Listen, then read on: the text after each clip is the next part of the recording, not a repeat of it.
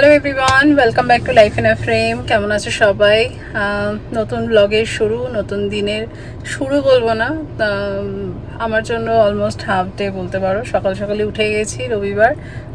তাও আজকে রবিবার দিন আমাদের হাউস হেল্প আসে না, তবে হ্যাঁ তোমাদের সাথে শেয়ার করা হয়নি। এই হাউস হেল্প নিয়ে বেশ অনেক এদিক ওদিক গেল এই কদিন, যার জন্য এর মাঝখানে মানে অভিজিতের জন্মদিনের পর অ্যাকচুয়ালি সেভাবে আর ব্লগ করা হয়নি। তার কারণ হচ্ছে ওর জন্মদিনের অনেক আগের থেকে, মানে আমরা যখন এখানে শিফট করেছি তখন থেকেই এখানে ডেফিনেটলি হাউস হেল্পের খোঁজ তো করছিলাম, বাট হ্যাঁ ওটার মাথার মধ্যে ছিল যতদিন না সুটেবল কিছু পাচ্ছি সামহাউ ম্যানেজ করে নেব। আর যেহেতু বাড়িতে আছি হয়েও যাচ্ছিল, তারপরে একজনকে রাখা হলো, বাট ইন বিটুইন এখানেই পুলিশ ভেরিফিকেশন এইসব ডকুমেন্টেশন নিয়ে খুব স্ট্রিক্ট একটা পলিসি শুরু হয় মানে আমাদের সোসাইটিতে।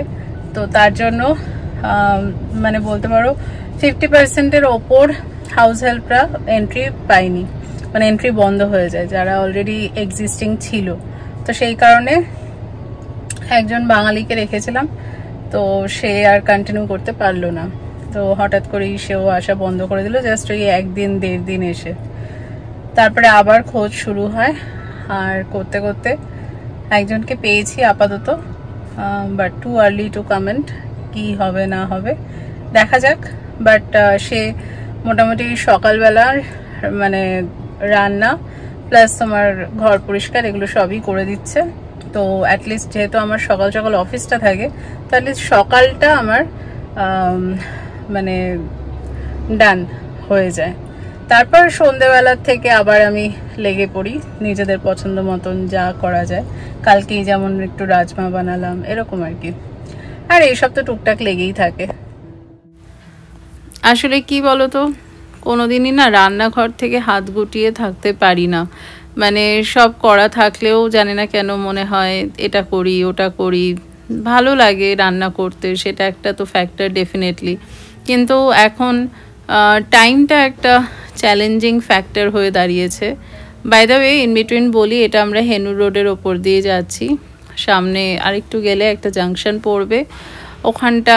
তারপর এই জায়গাটা যে ক্রস করলাম, এখানে প্রচুর খাবারের দোকানপাট রয়েছে, ব্র্যান্ডেড বলো বা এখানকার অথেন্টিক সব রকম অপশানই রয়েছে। এখনও আমাদের সব এক্সপ্লোর করা হয়নি, যাই হোক আস্তে আস্তে শেয়ার করব। হ্যাঁ, যেটা বলছিলাম যে সকাল সকাল যেহেতু আমার লগ ইন টাইমটা থাকে, আর সংসারের কাজকর্মের সকালটাই হচ্ছে একেবারে সবচেয়ে বিজি আওয়ার্স, তো দুটো মিলিয়ে না আমার পুরো একেবারে ক্ল্যাশ করে যায়, যার জন্য সকালবেলা একটা হেল্প না হলে খুব মুশকিল হয়। কারণ যেহেতু মার একেবারে মানে সময়ের সাথে ধরা বাঁধা সব কিছু। যাই হোক, এগুলো পার্ট অফ লাইফ, আর এই চ্যালেঞ্জগুলোই আস্তে আস্তে ফেস করে মানে সেটেল হওয়ার জন্যেই তাড়াতাড়ি এখানে আসা। আর সোমবার থেকে ডুগুর স্কুল, মানে 26 তারিখ থেকে। তো এই জিনিসগুলো আস্তে আস্তে সেট হয়ে গেলে পরে অন্য জিনিসগুলো সব হয়েই যাবে। আর জীবনে কিছু প্রিন্সিপালের মধ্যে আরেকটা মানে মেইন বা মেজর ফ্যাক্টর হচ্ছে, যদি মেনে নেওয়া যায় সত্যি এগোনো যায় সহজেই আর কি, সেটা হলো change is constant in our life. আর এই ছোট ছোট জিনিসগুলো যদি মেনে নেওয়া যায় জীবনটা অনেক সহজ হয়ে যায়, না হলে কোনো কিছু থেকে বেরিয়ে আসতে না ভীষণ কষ্ট হয়। যাই হোক, অনেক মনের কথা শেয়ার করলাম তোমাদের সাথে, আশা করি তোমরা বুঝবে। আর এবার বলি কোথায় চললাম। যাচ্ছি হচ্ছে অভিহিতের অফিস। না ভেবো না রবিবার অফিস আছে। ব্যাপারটা হচ্ছে যে এই উইকে মানে কামিং উইক থেকে অভিহিতের পরপর অনেকগুলো মিটিং আছে, এবার যে কোনো সময় অফিস যেতে হতে পারে। আর এই নতুন বাড়ির থেকে ওর অফিসের ডিস্টেন্সটা বেশি। এখন আমার আর ডুগুর তো অবশ্য মানে আগেও কম ছিল, এখনও তাই, আমারটা কমে গেছে বাট ওরটা বেড়ে গেছে।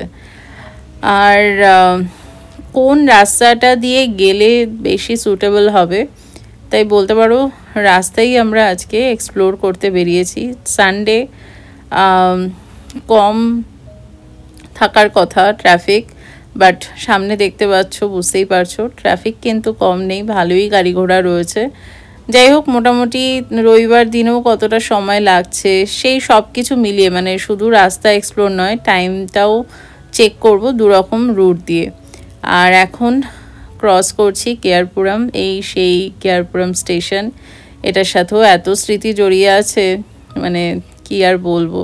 যখন কলেজে পড়তাম তখন এই স্টেশনটা প্রপার ছিলও না, ট্রেনটা এসে এখানে তাও স্টুডেন্টদের জন্য মানে খানিকক্ষণ দাঁড়িয়ে থাকতো, খানিকক্ষণ বলতে বেশ খানিকক্ষণ, আর সবাই যখন যেরকম দাঁড়াতো সেই অনুযায়ী পারলে লাইনেই লাফ মেরে নেমে পড়তো, এরকম ছিল।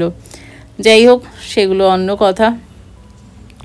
মানে ব্যাঙ্গালোরে এত বছর হয়ে গেছে যে স্মৃতির কথা বলতে শুরু করলে আর শেষ হয় না। আর এই সেই কেয়ারপুরম ব্রিজ, ব্যাঙ্গালোরে এসে মানে এই দিকটাতে বেশি থাকতাম তো আমি, তাই এই দিকটার সাথে বেশ অনেক স্মৃতি জড়িয়ে রয়েছে। বাট এখন এই স্টেশনটা দেখলে ভীষণ ভালো লাগে, এত সুন্দর সাজিয়ে গুছিয়ে দিয়েছে, মানুষের সুবিধাও হয় এত। আর অফিস তো অভিহিতের এখন প্রায় পৌঁছতে চললাম, এই সামনে বাগমানে টেক পার্ক এগুলো পেরোলেই ওর অফিস চলে আসবে। বাট হ্যাঁ, যেটা বলছিলাম, আজকে টাইমটাও একটু চেক করব কতক্ষণ লাগছে। ডেফিনেটলি উইকডেজে আরও বেশি টাইম লাগবে, সেটা ধরে নেব। আর সাথে এই পাশের রুটটা এক্সপ্লোর করলাম আসার সময়। আর যাব হচ্ছে হোয়াইটফিল্ড দিয়ে, যেটা তোমার ওই বুদিগেরে ক্রস দিয়ে আমাদের ওই পাশে বাগালুরে একটা রোড রয়েছে যেটা কানেক্ট হয়, সেইটা দিয়েও এক্সপ্লোর করব। এই যে পৌঁছে গেছি অভিহিতের অফিস, একদম মাঝখান দিয়ে দেখলে লাস্টের বিল্ডিংটা হচ্ছে ওদের, ওই যে লাস্টের বিল্ডিংটা।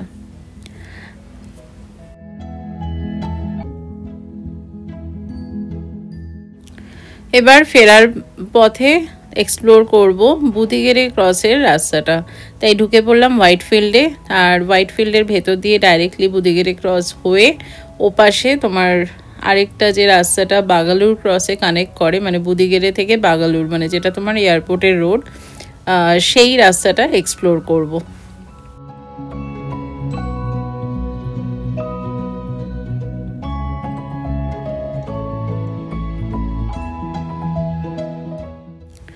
গাড়ি চালাতে চালাতে অভিজিৎ হঠাৎ প্ল্যানটা চেঞ্জ করলো, বলল ডাইরেক্টলি বাড়ি ফিরবো না, যখন হোয়াইটফিল্ড দিয়েই যাচ্ছি। তো হোয়াইটফিল্ডে এখন ওর ভাগ্নি থাকে, হোয়াইটফিল্ডে রিম্পা, তোমরা এর আগে অনেকবারই দেখেছো।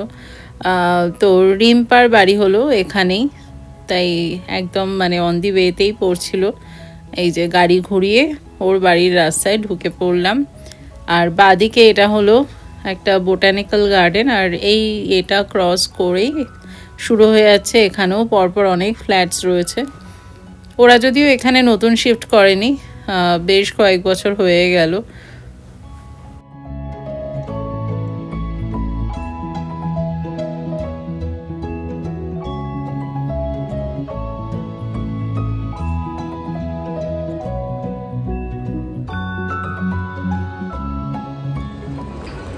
চলো পৌঁছে গেলাম ফাইনালি, বিনা প্ল্যানিংয়েই। দেখা যাক ওরা কি করছে। তবে ফোন করেছিলাম, যেটা শুনলাম আজকে আমাদের জামাই বাবাজি সকালবেলায় ইউএস থেকে ফিরেছে, তো তিনি এখন ঘুমাচ্ছেন, জেটল্যাগ।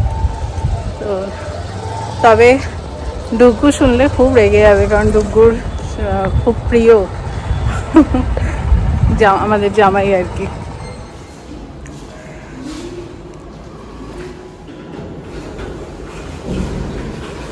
বিনা প্ল্যানিং চলে এসেছি। আজকে পাশ থেকে যাচ্ছিলাম ভাগ্নির বাড়ির পাশ দিয়ে, যেতে যেতে মনে হলো ঢুকে পড়ে।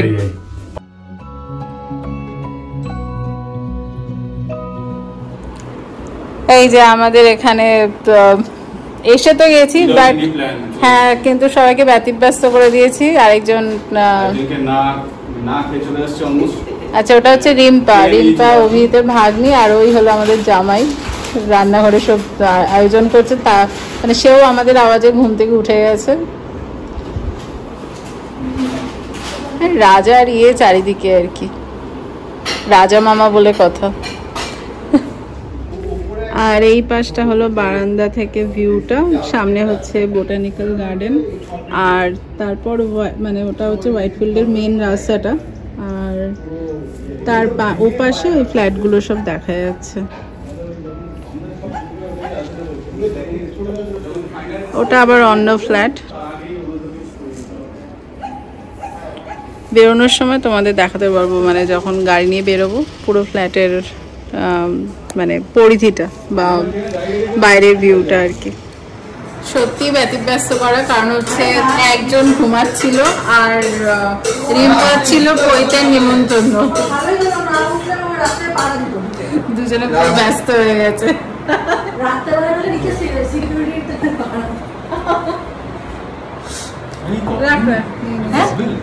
তো চলো এবার বাড়ি চলো, বৃষ্টি আসছে আর মাটনকে ঘুম পাচ্ছে, তুমি এরপর গাড়ি চালাতে পারবে না তাড়াতাড়ি। চল আসলাম, তোরা ঘুরে এসে তারপর জুন মাসে চলে যাস। ডুগুকে আনিনি, বিশাল বড় একটা ক্রাইম করেছি, এখন গিয়ে ওর বাবা সামলাবে, আমি নেই। ডুগু আর দিদাকে নিয়ে এসে হ্যাঁ বেরিয়ে গেলাম, আর বসলাম না, সত্যি মানে অসুবিধা হয়ে যেত সেজন্য। আর এইখানে আমরা আগে বহুবার এসেছি, বাট তখন আমি ব্লগিং করতাম না, তাই দেখোনি তোমরা। আদারওয়াইজ এখানে এসে মানে মাকে নিয়ে এলে তো সেই টানা হয়তো এক সপ্তাহ এখানেই থাকলাম এরকম আর কি। তো এখানে আমাদের একটা বিশাল দল তৈরি হয় মোটামুটি এই পুজোর আগে পরটায়, কারণ হচ্ছে এই ভাগ্নি হচ্ছে অভিজিতের নিজের জেঠুর ছোট মেয়ে, মানে আমার ছোট ননদের মেয়ে হচ্ছে এই রিম্পা। তো এবার কিন্তু সেই দিদি আমার থেকে অনেক বড়, মানে ওই আমার সমবয়সী বলতে গেলে, তো বুঝতেই পারছো সেই কারণে মানে আমি, রিম্পা, অভিষেক, অভিজিৎ খুব ভালো আড্ডা জমে, সেই কারণে পুজোর সময় একটা বিশাল এখানে দল বসে। আবার আমার শাশুড়ি মায়ের মানে আমার ননদের বেস্ট ফ্রেন্ড হচ্ছে বলতে পারো আমার শাশুড়ি মা, তো সেই কারণে দারুণ একটা আড্ডা জমে। তাই যাই হোক, সবাই আবার আসবে একসাথে হলে, তখন তোমাদেরকে দেখাবো। পুজোর আগে সবাই আবার আসবে, প্ল্যান রয়েছে। বেরিয়ে পড়েছি, আর ওদের অ্যাপার্টমেন্টের এই বেরোনোর সময় বাদিকটায় ক্লাব হাউসটা পড়ে, এই যে, আর এই হলো মেন গেটটা এক্সিটের। আর এই এরিয়াতে বা টোটাল হোয়াইটফিল্ড এরিয়াতেই দেখেছি সুমাধুরা গ্রুপের ফ্ল্যাট প্রচুর, তো উল্টো দিকেও সেটাই দেখছি, এখানে পরপর লাইন দিয়ে সব সুমাধুরা গ্রুপেরই ফ্ল্যাট বেশি।